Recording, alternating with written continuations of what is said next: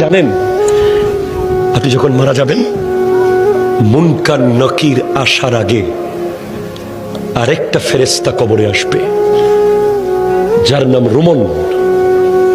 সে আপনাকে বসাবে, বলবে লেখো, উকতুব আমালাক, তোমার ৬০ বছর কি কি করেছো প্রত্যেকটা মুহূর্ত লিখে দাও।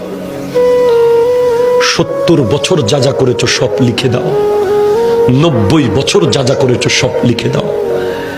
আপনি জীবনে একটা বাজারের লিস্ট লেখেন নাই, আপনি জীবনে একটা দোকানের হিসাব লেখেন নাই, আপনি ট্যালেন্ট ছাত্র ছিলেন, শুধু লিখতে বিরক্ত লাগে বলে আপনি ফার্স্ট ক্লাস পান নাই কলেজে, ইউনিভার্সিটিতে।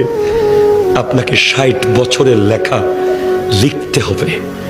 প্রশ্ন করবেন, এই ফেরেশতা, কালি কোথায় পাবো এত? বলবে, মুখের থুতুকে কালি বানাও।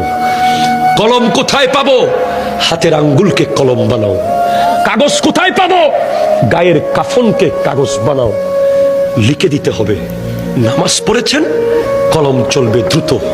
রোজা রেখেছেন, কলম স্পিডে চলবে। দান করেছেন, কলম স্পিডে চলবে। মা বাবার খিদমত করেছেন, কলম দ্রুত চলবে।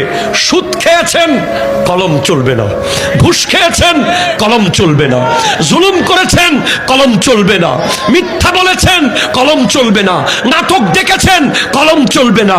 বাটপারি করেছেন, কলম চলবে না।